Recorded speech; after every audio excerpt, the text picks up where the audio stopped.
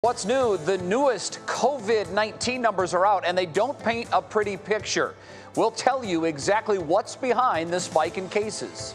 Simply removing them and forgetting about them is a huge mistake. The debate of removing historic statues is really heating up now. Does it erase history or help ease the pain of people impacted by the person that was memorialized? The experts weigh in. Face mask troubles. The heat is causing major skin issues. How to protect your skin and yourself from the coronavirus. It is clear. There is a clear and steady increase that we're keeping an eye on. More kids are getting sick from a mysterious COVID-19-like illness. We're going to hear from area doctors leading the charge on treating and diagnosing the new sickness. Also, we know that COVID-19 has led to many trip cancellations. Today is Money Monday. We're going to tell you what your rights are if your trip has been canceled. What's new starts right now. And now, live from WKYC Studios, this is What's New. And it really is live from the WKYC Studios. Hello again, everybody. Come on in to What's New. So good to be with you again, back in the studio. I hope you had a terrific Father's Day weekend. I'm Jay Crawford. And Romney, Betsy is off today. It's great to see you. It's great to see my coworkers in person instead of just on a television screen. I know. I keep looking to my left thinking he's actually in studio. It's so nice as more people slowly come into the station as we social distance properly from each other. All right, Jay, well, we have a really busy Monday, and we start with the very latest in coronavirus numbers, which are actually going in the wrong direction. Yeah, Romney, they are, and it's troubling. Ohio reported its highest number of new coronavirus cases overnight since May 21st. That's more than a month ago. 729 new cases now statewide. And as you look at the graph, you can see that that number is just far too high compared to our 21-day average of 455 new cases daily. We are clearly going in the wrong direction with that number, an increase of more than 50%. However, the new hospitalization numbers, and that can be a lagging indicator, because oftentimes it's not until a few days after testing positive that folks need to go in the hospital. Those numbers are, at least for now, showing a little bit of improvement. 50 new hospitalizations over the last 24-hour reporting period. That is slightly lower than our 3-week average of 56. So we're looking at these numbers, trying to figure them out. What is behind the increase? We asked Dr. Kristen England, and she's an infectious disease physician at the Cleveland Clinic. Here's her explanation. So it is definitely that we're testing more. We're not limiting the testing to simply those patients that are in the hospital or are the most sick. We're definitely seeing the effects of businesses opening up and people getting out into the community, but then the people that they come in contact with. It does stand to reason. If you're testing more people, you're going to get more positive test results back. She went on to say, while there's been a rise in cases, there has also been a decrease in deaths. But this note, that is also a lagging indicator. That usually won't start to trend up until perhaps a few weeks after those new cases start to go up. She also says, and I think this is very important, older people and those with compromised immune systems, and we now know who those folks tend to be, are taking this virus much more seriously because, as we've learned, it is more deadly to people in those groups. She also added younger, healthier people are heading out more and trying, Romney, to get back to life as usual. Right. And because so many people are going out and trying to get back to usual, we are not alone with seeing our climbing number of cases. The World Health Organization reported its largest single-day increase in COVID-19 cases on Sunday. They're also seeing more cases in younger people, probably because they're all going out now.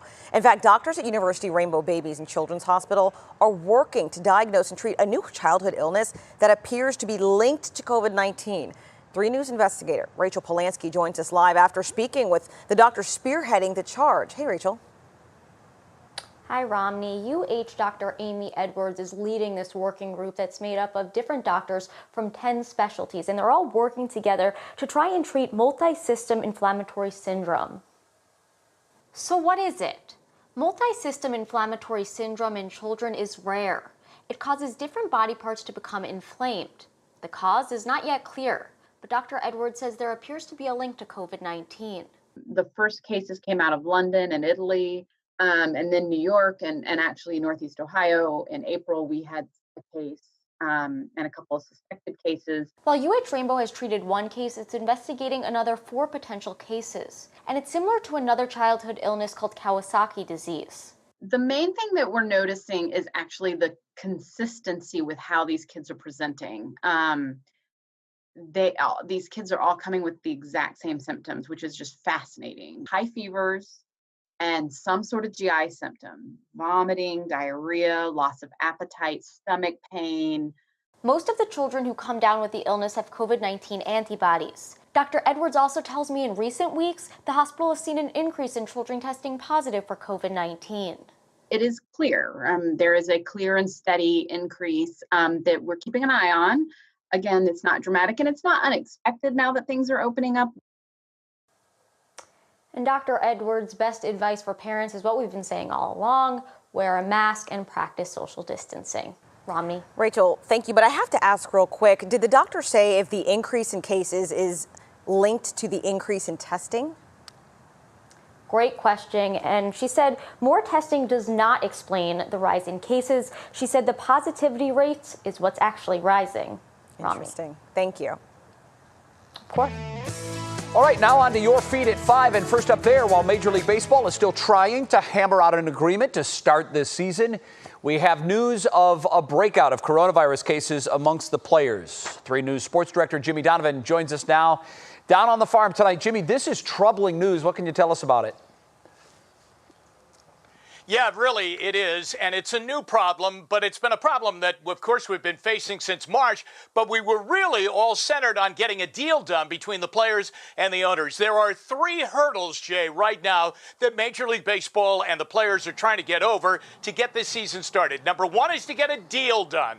And they're right now trying to hammer that out with an emergency meeting of the MLBA Players Association Executive Committee, 38 strong, to get a look at a tweaked deal that Major League Baseball has proposed to them. A 60-game season, 100% prorated salary structure. But the big problem now is coronavirus. Last week, Major League Baseball got hit hard at training facilities. 40 players and staff members of Major League teams tested positive for coronavirus. And so immediately then training facilities were shut down. So players right now are worried about their health and their safety and the health and safety of their families once a proposed season would get started. And then the third problem, Jay, is this. It's the calendar.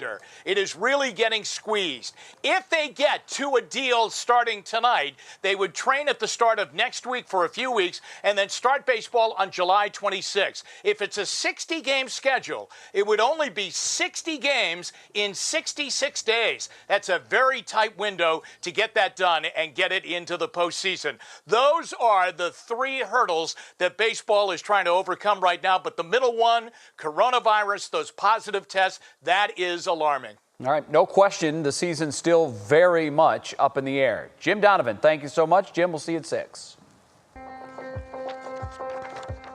Solidarity was the name of the game today at the Talladega Speedway in Alabama. It comes after a racist attack against NASCAR's only full-time black driver named Bubba Wallace. Drivers and crew pushed Wallace's car to the front of the pack and stood beside him during the national anthem. Then they walked beside and behind his car. This comes one day after someone left a noose in Wallace's garage. Wallace asked NASCAR to ban Confederate flags at its event, and NASCAR agreed. But still, this weekend, there were plenty of Confederate flags flown over the track and outside in protest. Wallace tweeted this picture today, standing in front of his fellow drivers, captioned it, "Together." And LeBron James also showing his support for Wallace, calling this weekend's incident sickening. Also telling Wallace that he wants to continue to say how proud he is for him for taking a stand for change in America and in sports. And this isn't just being taken as a prank, Jay. The FBI and the Department of Justice are both investigating who left that noose in his garage. And NASCAR says anyone found to be involved will be banned for life, which I think is a very appropriate action. I think it is, Romney. A couple of things here. One, the image of all of those drivers behind Bubba in solidarity in a sport, quite frankly, that has had a real hard time with getting up with the times in terms of racial diversity. That was a beautiful image. Sure. Secondly, I'm so glad to hear, A, that the FBI is taking this very seriously. It is my hope and belief that they will get to the bottom of this in some way, shape, or form. And the other big takeaway here is thrilled to hear that NASCAR has already come out and said, regardless of who it is, if they find the perpetrator, banned for life. That's a huge statement. It is. And it's a big sign that that sport is making positive change. Romney, thank you very much. Now, as we know, following the death of George Floyd, there's been a growing push to remove monuments of historical figures who played a role in colonialism and slavery. We're asking viewers tonight to weigh in on the idea of removing statues by going to our website and voting, wkyc.com/vote now. While you vote, here's how this is playing out here in Ohio. Already, we have seen a statue of Christopher Columbus be removed. That was from the Columbus State Community College. And the Columbus mayor says another one in front of City Hall will also be removed. Art history professor Elizabeth Bowman explains why so many have focused their attention on these old monuments. Art is powerful, and these monuments are very powerful. They're of white men, they glorify white men, and they're large, usually in metal, up on tall pedestals, so you have to look up at them. So I fully understand the desire to remove these things as icons of power in places of authority. Now, she also says it would be a mistake to remove them and forget about them. Instead, she says they should be put somewhere else, such as museums or places where context is given. Cleveland also has a Columbus statue of its own. That's in a park in Little Italy. At this time, there are no plans to take that statue down. As for the results to our poll, 65% of you say no, these statues should not be removed. 35% say, yeah, take them down. We'll continue to have this poll up on WKYC.com, and we will update these numbers later in the show. Right now, it's time to get a check of some of the other headlines making news on this Monday afternoon. And for that, I say hello again to my good friend, Russ Mitchell. And I have to say, one of the highlights of my day, Russ, was finally getting to see you in person and not having to see you on a TV split screen. It is so good to see you again, Russ Mitchell. You are so nice. It's great to see you as well. And you haven't changed a bit. You look great. So thank you, sir. Welcome back to Lakeside Avenue. It's great to be back. It really is. Let's begin. Here's what's happening. Police have identified a 17-year-old as the suspect in a shooting that left an 8-year-old girl in intensive care. That shooting happened about 8:30 last night in the Forest Hills neighborhood. East Cleveland police say the shots were fired by someone in a car. The girl was hit in the head and rushed to the hospital.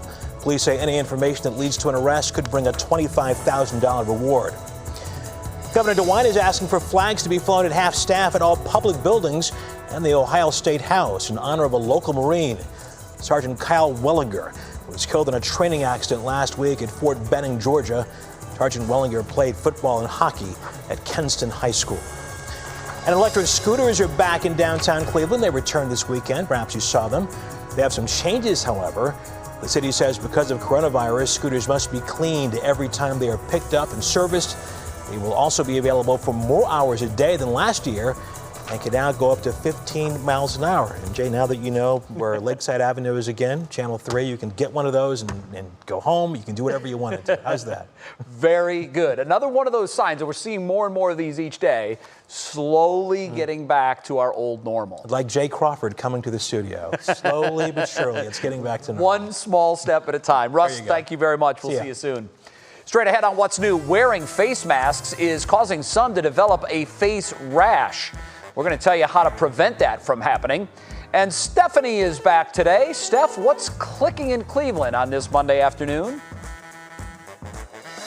Hi there, Jay. Our Cleveland Browns quarterback Baker Mayfield continues to show his support for the Black Lives Matter movement, this time in Oklahoma, where he spent his college football days. We'll tell you exactly what he's doing coming up. Now, Matt, tell us what's going on with this weather.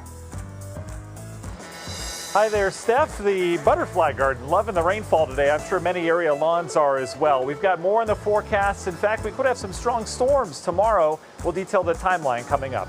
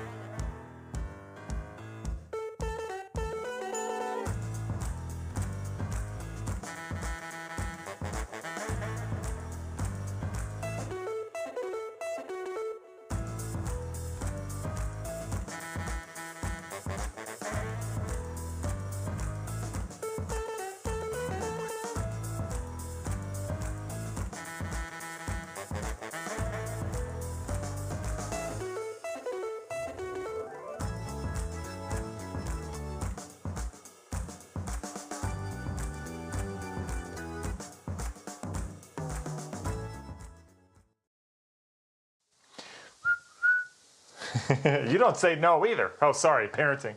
Yeah, I got you, Al. How we doing? Okay? Wish I could say the same for River. Yeah, it's been a couple days of fussiness. It's just a phase, they say. Just seen how we started yesterday. Oh, awful.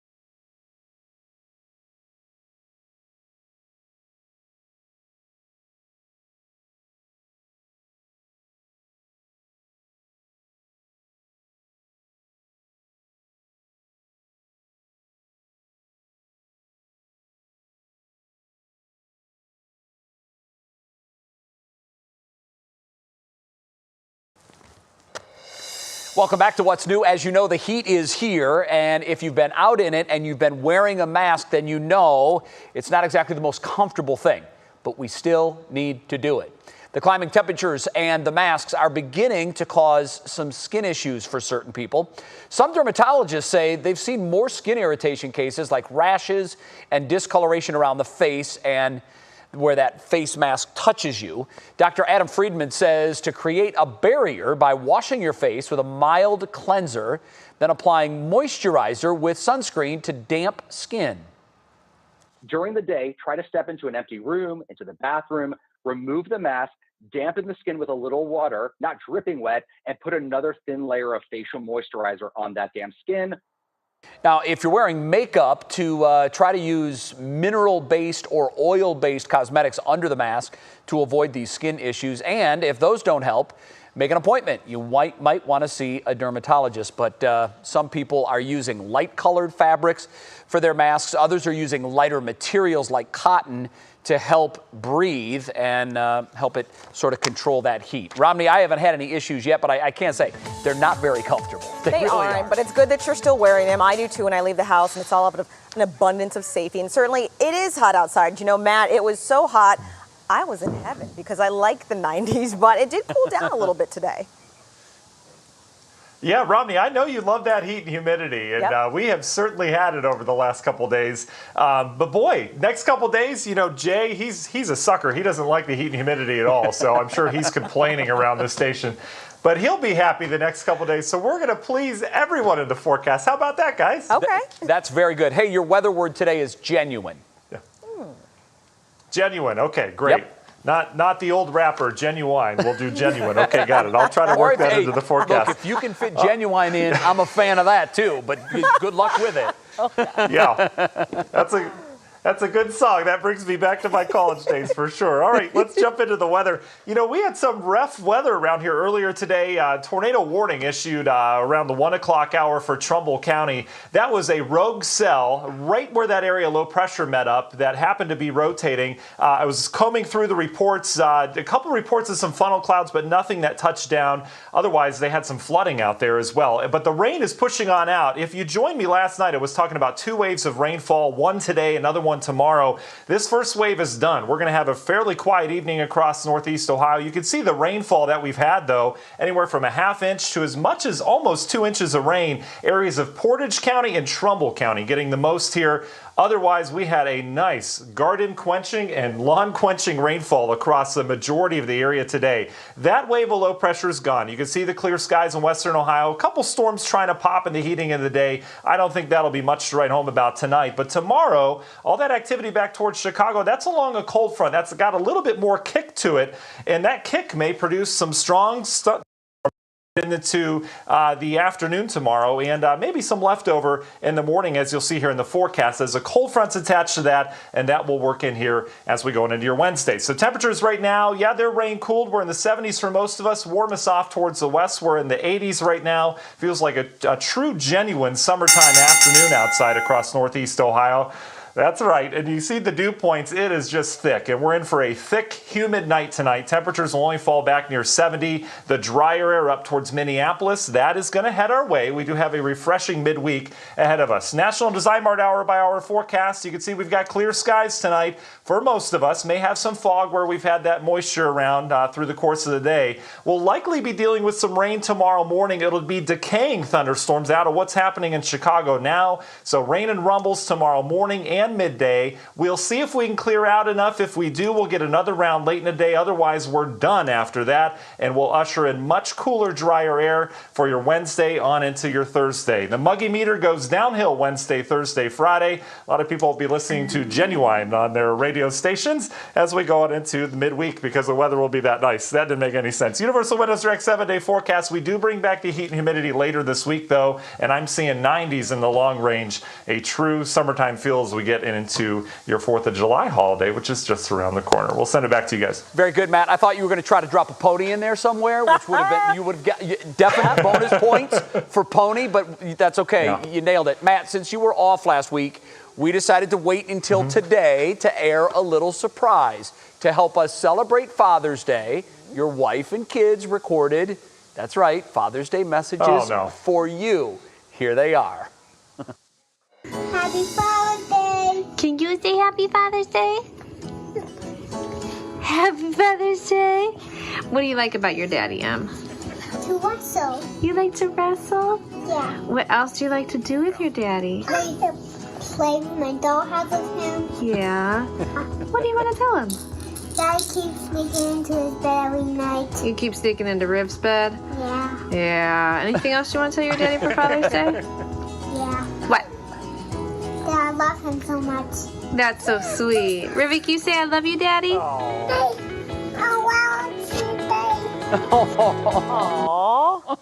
So cute. Oh, that's so cute. Emmy, come here, honey. Thank you for that message. Can I have a big hug? A day late, but still sweet. I know, for sure. Thank you guys for doing that. You're the best. Thank you. We're going to go wrestle now. We're going to go wrestle. All right. Thank you, Matt. I'll get you. Such a great dad. We'll be right back after the break.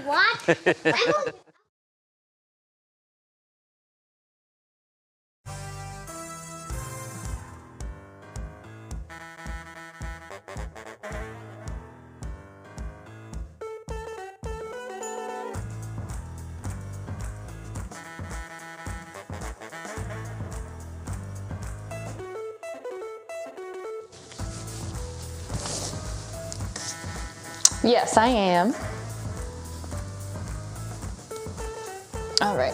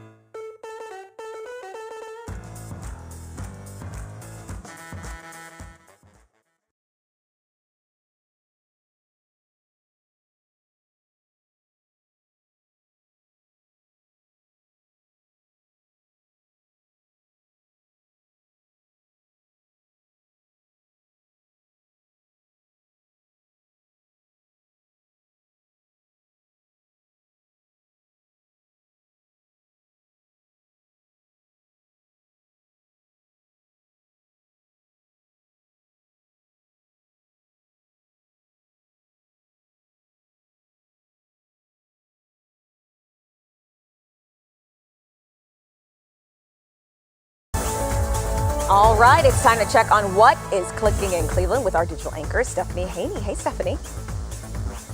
Hey, Romney, we're going to start off with something about the racial justice movement. Our Cleveland Browns quarterback, Baker Mayfield, first said he would kneel during the national anthem next season. Now he's taking a stand for Julius Jones, an Oklahoma inmate on death row. Jones was convicted of first-degree murder in 2002 for the shooting of Paul Howell, but he says he's innocent, and Baker is on his side. In a letter to the governor and the parole board, Baker says that Jones was called the N-word both by his arresting officer and the jury, and that it's not possible Jones received fair and impartial treatment, so he should not be on death row. A petition calling for his release has almost 5.8 million signatures right now, so Baker is not alone in that.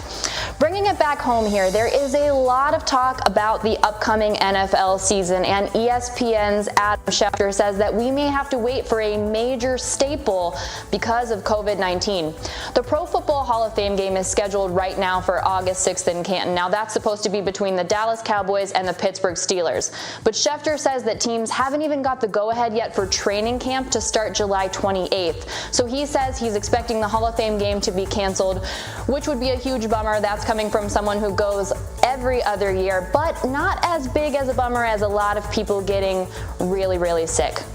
Now, down south, here is an interesting thought about our state capital. There is a group of people who would like to change the name of the city of Columbus to Flavortown. This is in honor of famous chef Guy Fieri, the mayor of Flavortown, of course, who was born in Columbus. Now, there is a change.org petition that says he should be honored over Christopher Columbus and his problematic legacy. It calls Chef-lebrity Guy Fieri such a good dude, really. That's a direct quote. And so Flavortown is a better choice according to the petition. Michael Skelton agrees. He says he lives in Columbus and he wishes that he lives in Flavortown. Now, this petition so far has 35,000 signatures, which is about 4% of the population of Columbus, Rami. So it's getting some steam, and I don't know if you've picked up on this yet, but we do love our hometown t-shirts here. So this would definitely make for some very interesting t-shirts. It would. I like the name. Maybe not for the state capital, but I do like the name. Thanks, Stephanie. Still ahead, COVID-19 canceled a lot of vacations this summer, and not every company is following the rules when it comes to refunds. We sort out your rights when it comes to canceled trips. And Friends fans, Jennifer Aniston and Lisa Kudrow are dishing on what we can expect to see in the Friends reunion. Plus, planting in shaded areas, the plants that will do best with minimal light.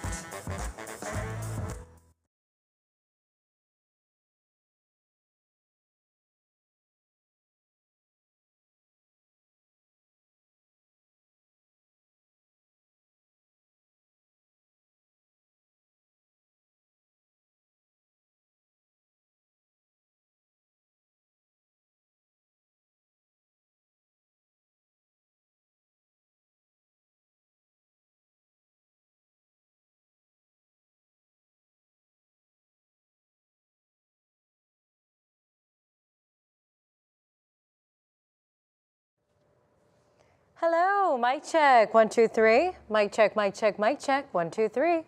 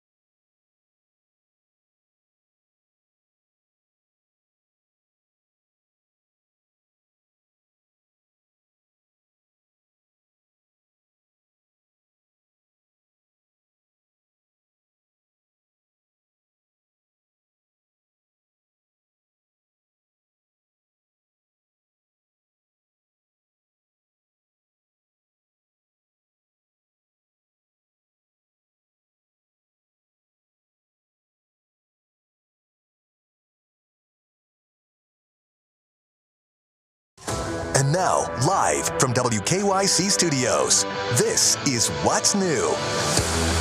And welcome back to What's New. Hello again, everybody. I'm Jay Crawford, finally back in the WKYC studios. Romney Smith is in for Betsy. Hello, Romney. Hello. We always start at 5:30, as you know, with a segment called Tell Me Something Good. And today, we're going to Italy. The Italians are getting creative in order to host concerts.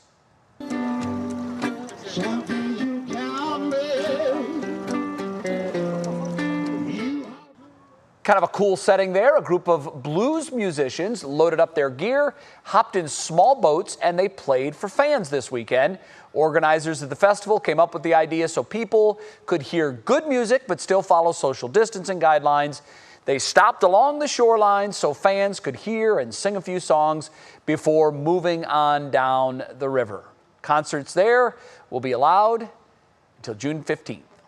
Oh my gosh. Kind of cool. I would go with Yeah, the I would mascot. too. Absolutely. Very nice, very nice. All right, it's time for our top talker, which also happens to be Money Monday. COVID disrupted a lot of people's plans, everything from travel to entertainment to weddings and prom. So what happens when you pay money for one of those services and you or the company cancels?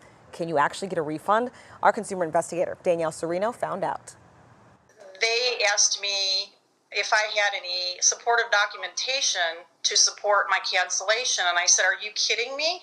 Barb Bayless was headed to Disneyland with her family in May. They were supposed to stay in this Airbnb. Then COVID hit.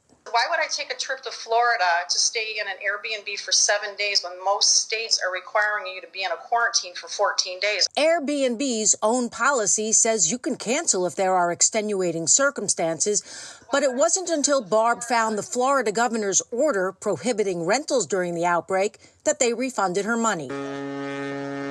I can't afford, or my husband can't afford, to be stranded and then not being able to dock. Kim Mayo Bailey and her husband were sailing to the Caribbean in April on a Norwegian cruise line. They're big cruisers who didn't want to cancel, but after seeing the debacle on that princess ship, they were too scared. Cruise ships are like big petri dishes of germs. Norwegian would only give the couple a credit for a future cruise, which they had to use within 2 years, calling it the most generous policy we have ever put in place, allowing guests to cancel up to 48 hours prior to sailing with no penalty. I don't know, honestly, when we will feel like cruising, considering there is not a cure for the coronavirus. Cases like that are why attorney Craig Kimmel filed suit against Six Flags and Capital One. Others have been filed against StubHub and various airlines.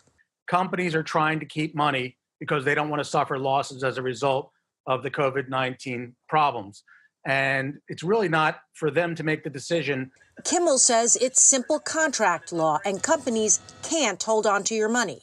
Obviously, if you can't make the next date or you have no desire to see the concert at a later date because of changed circumstance, you're entitled to your money back. He adds, if you can't afford a lawyer, you could go to small claims court. The judge just might be sympathetic.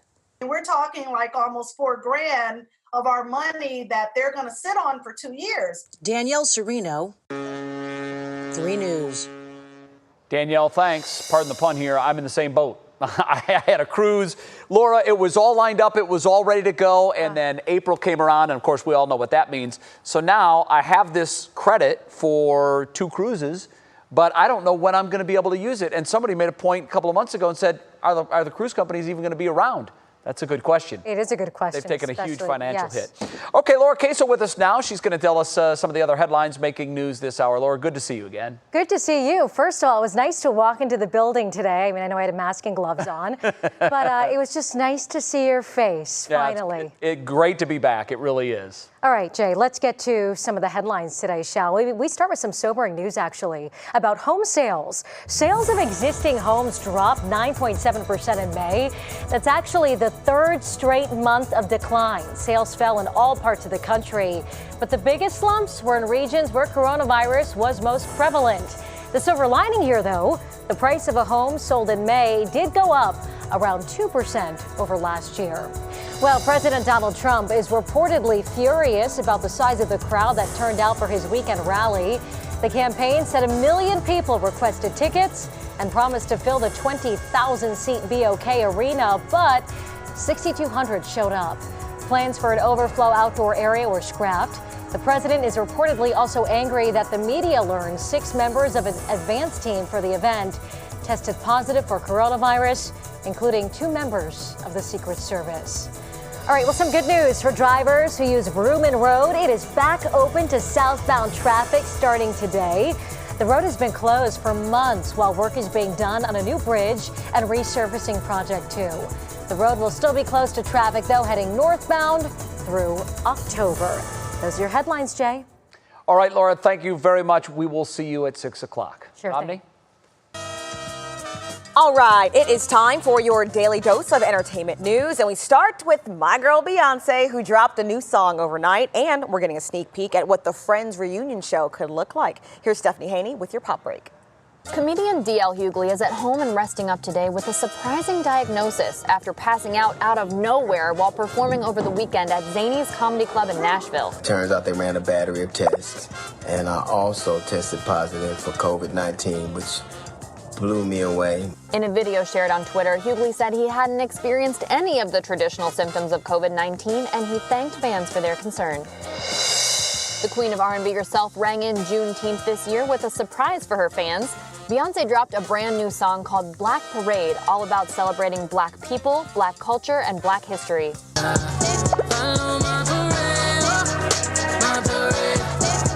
The singer is one of many artists who have been increasingly vocal about racial injustice following the shooting deaths of Ahmaud Arbery, Breonna Taylor, and Rayshard Brooks, and the suffocation of George Floyd. In a new interview with Variety, Lisa Kudrow and Jennifer Aniston sat down to discuss life, their careers, the pandemic, and how they also fall down a friend's YouTube rabbit hole from time to time. There's bloopers online, like 15 minutes worth of bloopers. The conversation quickly turned to the upcoming HBO Max Friends reunion special and the fact that they know just about as much as we do. I think we're meant to be surprised by some things. We are. They do know that it isn't scripted, though. But I will not be Phoebe, and I will not be Rachel, although I kind of am. We're all sort of little fragments of that. I think that's a lot of us, Jen. And Disney Plus is finally giving fans a first look at its version of Hamilton the Musical in a 1-minute trailer released last night on social media. And the hope that you Hamilton creator Lin-Manuel Miranda shared the clip on Twitter, reminding us it comes out on July 3rd and writing, "May you always be satisfied." Something tells me we will be. A lot of people were wondering how the Hamilton movie ended up with a PG-13 rating because it notoriously includes the worst curse word, you know what it is, 3 times. So that should have gotten it an R rating. But Lin-Manuel Miranda tweeted today that he dropped it twice. So parents, you've been warned. It's still in there once, in case you're going to let your children watch that with you on Disney Plus. Overall, though, this is great for access to the show, which has been postponed in its tour across the country, including here in Playhouse Square, Romney. So when that gets back up and going, you're definitely going to want to check that out. I do. I never actually got to see the tickets at the show because the tickets were expensive or always sold out. So I'm looking forward to that. Yes. Thanks, Steph. Well, finding the perfect plants for your yard can be kind of overwhelming, especially if you've never done it before. So today, we're learning how to spruce up heavily shaded areas. We all need to know that. And Matt, how's our weather looking? Hi, Romney. We had some rough weather across the eastern half of the viewing area earlier today. Things have calmed down. That's the good news. But we could have more storms in the forecast tomorrow. We'll detail what that timeline looks like coming up in the forecast. And it's time for our pop quiz. Today is American Eagle Day, as in our nation's bird. So, not the store, of course. What is the bird's average wingspan? A, 4 to 6 feet, B, 6 to 8 feet, or C, 8 to 10 feet? We'll have the answer for you on the other side of the break.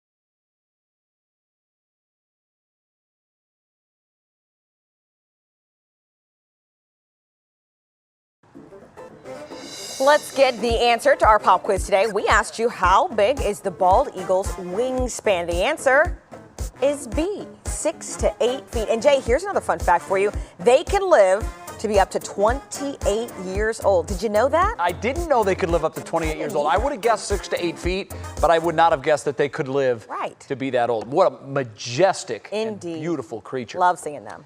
Well, having a lot of shade in your yard is particularly nice on those summer hot days especially. But trying to get plants to grow where there's limited sunlight, it can be very tough. So we turned to Noelle Aiken. She's our friend from Petitti's Garden Center. She came by my house the last couple of days to show us which plants fare well in the shade and to teach me how to take care of them. You've got a pretty shady spot here just hiding behind the house. So yeah, we're gonna plant some shade plants here. Okay, let's dive into what we're going to throw down. So I'm thinking this oak leaf hydrangea, right, still giving space to the air conditioner, but this is going to really fill out nicely. Sort of hide that ugly So it'll unit. definitely hide that. We love the texture of the leaves, the double flowers. It blooms beautifully, doesn't it? Oh, yeah, absolutely. Okay. So that's a great one for there. Right. The Lakothe, this is a small evergreen, believe it or not. So it holds on to its leaves all season, all year. And then it always has that kind of variegated mottle look to it. Will that bloom at all? It does. It blooms little white bells in the springtime. Okay. But we just use it for foliage accent. Where do you like that? So I'm actually thinking over here, kind of in front of the two azaleas there. Okay, great. Okay. I have a really cool, what they call a heucherella. This is a foam flower and a coral bell put together, and this one's called Sweet Tea. Beautiful, kind of, if you will, peachy orange, even purple coloring on the foliage. So I love this for shade gardens.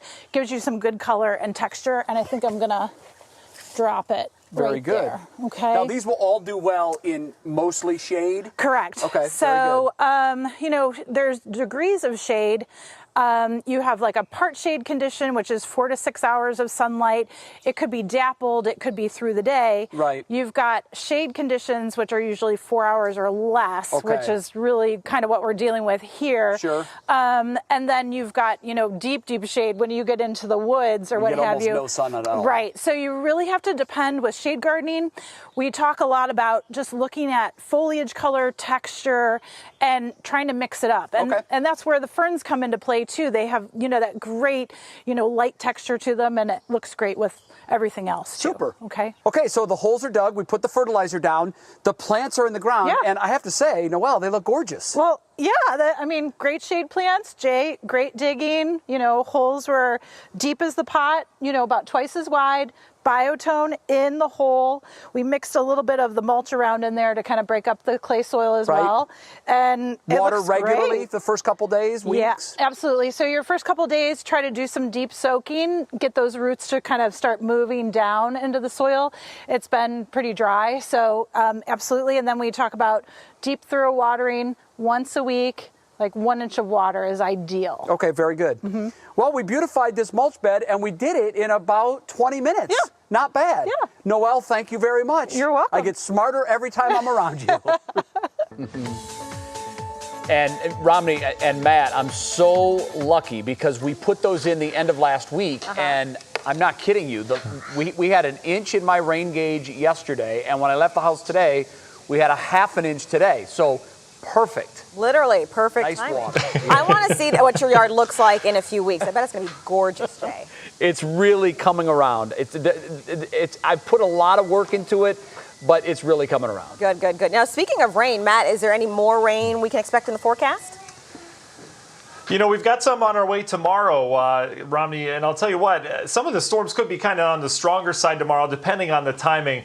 But I want to blow everyone's mind first. We're not going to talk local weather. You've probably been hearing a lot about the Saharan dust layer, right? These earth-grabbing headlines that just talk about how it's heading our way. I want to explain. We're going to talk about this briefly, but this is actually kind of cool. So as you look at the ocean right now, over in Africa, you get these big old thunderstorms that end up forming the tropical systems that traverse the Atlantic. Those this time of year spin up a ton of dust, and that dust gets trapped at the mid-levels of the atmosphere. So what you're looking at to this map map, you can see that white shaded area. That's literally an area of Saharan dust that's come all the way from Africa that is trapped in the mid-levels because you get cooler air below it near the surface, and that cool air kind of traps it up in the sky. Here's what's interesting about it. This happens all the time, especially this time of year. It actually makes its way into the U.S. here over the next couple days. And what this means for us, not just locally, but especially the southeastern half of the United States, the Saharan dust really enhances sunsets. They are going to have some beautiful sunsets down there as the dust particles help to refract and reflect some of the red hues and the orange hues in the sky. So that's really it. It also suppresses storm development. That's another story. So expect a very quiet tropics over the next week and a half. So there you go, everyone. Nothing to fear. You could sleep at ease tonight, but kind of cool to track that here over the next couple days. For us, we don't have any Saharan dust in the forecast. In fact, not a lot of rain tonight expected. I think we go dry, but it's going to be really muggy and thick tonight. Temperatures will struggle to get out of the 70s. So kind of, I don't know, murky tomorrow morning, I guess we could describe it. May have some areas of fog. The good news is all the rain and the storms we had earlier is now heading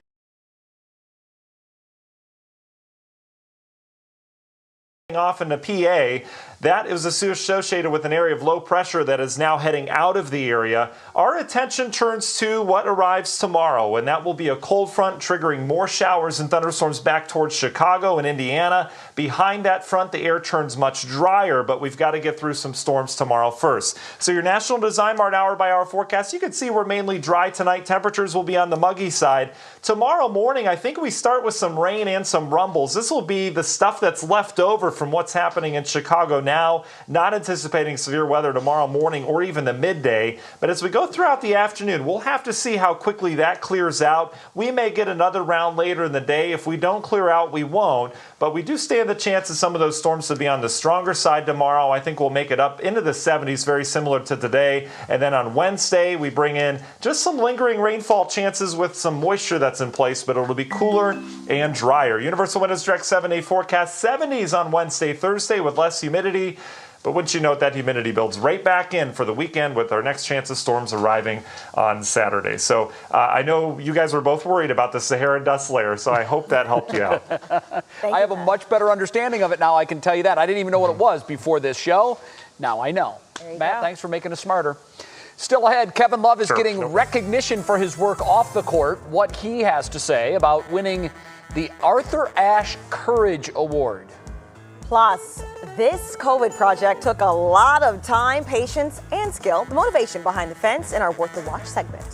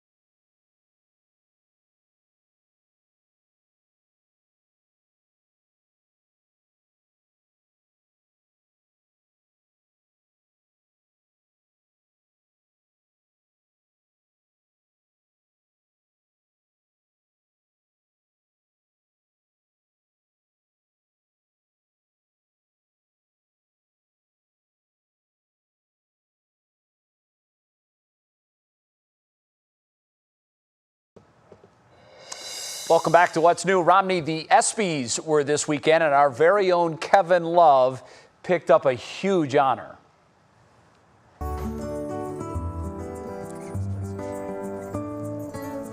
He received the Arthur Ashe Courage Award for his work spotlighting mental health and wellness. I accept this award as both an honor and a challenge. A challenge to not only continue on my path, but to push beyond it.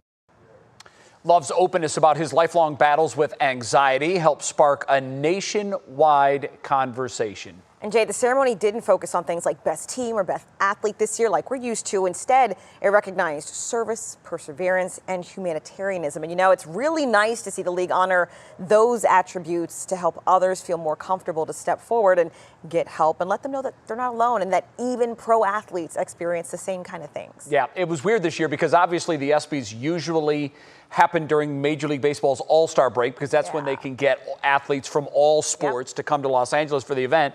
Obviously, you couldn't hold an in-person event this year.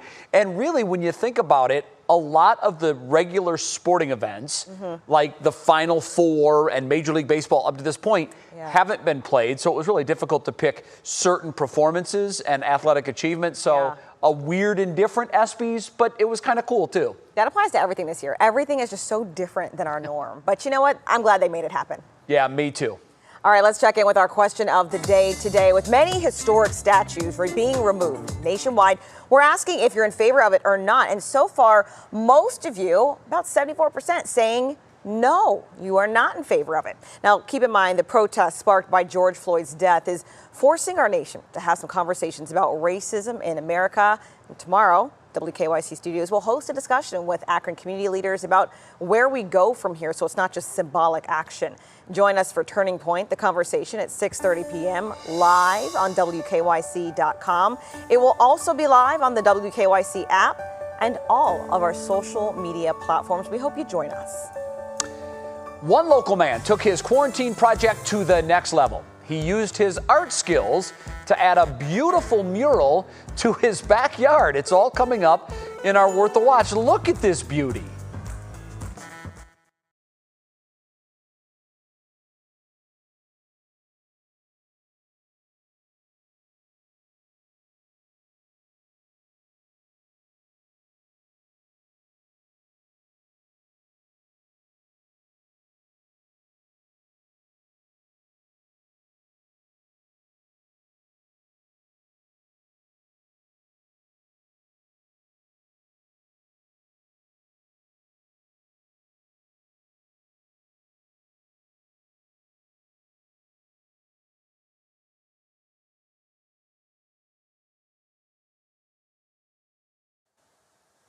Hi, yes, how are you doing? Games or competitions between different schools is still not allowed for contact sports.